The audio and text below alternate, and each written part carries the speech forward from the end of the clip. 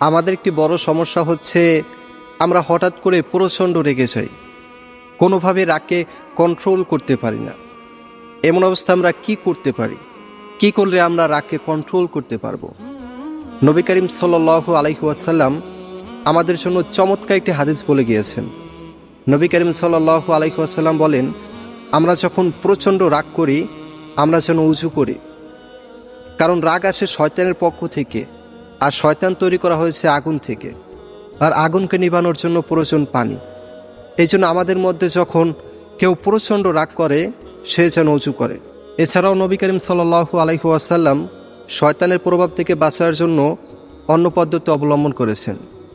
নবী করিম সাল্লাল্লাহু আলাইহি ওয়াসাল্লাম বলেন, আমি এমন একটি কালিমা জানি যা পাঠ করলে রাগ দূর হয়ে যায়। কালিমাটি হলো আউযু বিল্লাহি মিনাশ শাইতানির রাজিম। এছাড়া আমাদের জন্য উচিত হবে আমরা যখন প্রচণ্ড রাগ করি আমরা যেন স্থান ত্যাগ করি, এবং যার সঙ্গে আমরা কথা বলতেছিলাম তার সঙ্গে যেন কথা বলা বন্ধ করে দেই। তাহলে আমাদের রাগ দূর হয়ে যাবে ইনশাআল্লাহ।